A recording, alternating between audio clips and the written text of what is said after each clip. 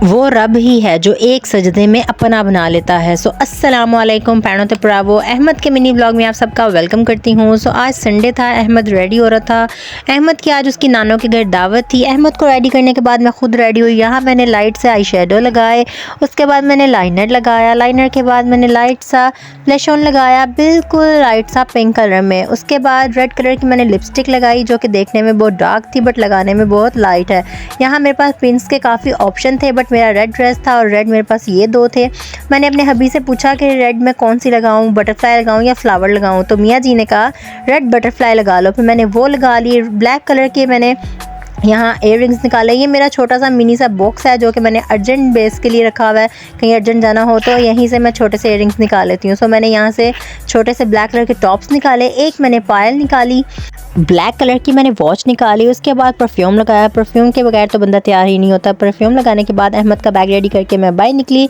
तो अहमद अपने चाचू की गोद में खड़ा था क्योंकि उसको बहुत जल्दी थी बाहर जाने की। सो यहाँ से हम लोग निकले और मेरे पाँव पे मोच आ चुकी थी। यहाँ पे मैंने पाँव पे पट्टी करवाई।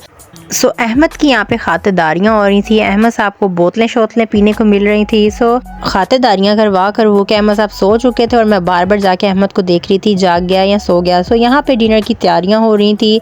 यहाँ मेरी सिस्टर खाने शाने रेडी शेडी कर रही थी और यहाँ कौरमा पक रहा था बिरयानी का और उसके साथ भी मसाले वगैरह रेडी हो रहे थे। खानों की खुशबू सूंघ सूंघ के ही भूख इतनी शदीद लग चुकी थी कि दिल कर रहा था बस जल्दी जल्दी खाना खा लें, क्योंकि सिस्टर के हाथ का खाना खा के तो कोई भी रेस्टोरेंट के खानों को भी भूल जाएगा। सो यहाँ बिरयानी रेडी हो चुकी थी जो कि बहुत कमाल थी।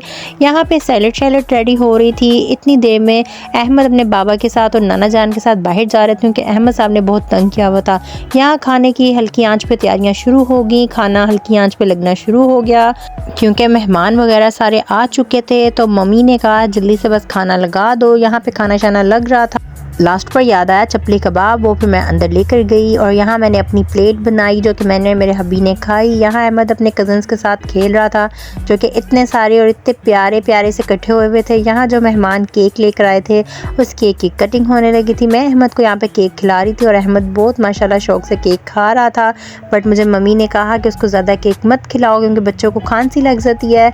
यहाँ अहमद अपनी कज़न्स के साथ लड़ रहा था, उसके बेचारी के बाल खींचता था, फिर वो डांटती थी आगे से। और यहाँ मैं अहमद के पीछे पीछे पाँव में बहुत ज़्यादा पेन थी, फिर भी अहमद के पीछे पीछे क्योंकि अहमद को बाहर मेन गेट नज़र आ चुका था और अहमद बार बार मेन गेट की तरफ जा रहा था। पाकिस्तान का मैच था। ड्राइंग रूम में सब बैठे हुए थे। छोटी सिस्टर अपने आईपैड पे मैच लगाकर सबको दिखा रही थी क्योंकि बाबर आजम की वजह से सब मैच देख रहे थे। Babar Azam is a best cricketer. सो यहाँ पे हम मम्मा के घर से निकले और मम्मा के घर से निकल के हम लोग थोड़ा राउंड लगाने चले गए क्योंकि मौसम भी प्यारा था, हल्की हल्की सी हवा चल रही थी और यहाँ पे डेकोरेशन इतनी मज़े की थी कि देख के दिल खुश हो रहा था। साइडों पे लाइट्स थी, ऊपर आसमान था, आसमान पे बादल थे और दरमियान में हम लोग थे। ये नहर थी जो कि उन्होंने बहुत खूबसूरत सजाई हुई थी। ज़िंदगी तब तक नामुकम्मल है जब तक अल्लाह ताला को राज़ी ना कर लिया जाए, क्योंकि अल्लाह पाक ने हमें इतनी सारी नेमतों से नवाजा।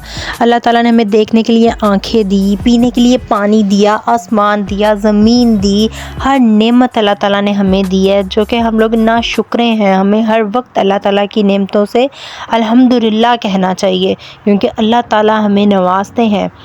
अहमद यहाँ पे सो चुका था। अहमद ने यहीं पे अपनी नींद पूरी कर ली थी। 10 से 15 मिनट घर आते ही अहमद उठ चुका था।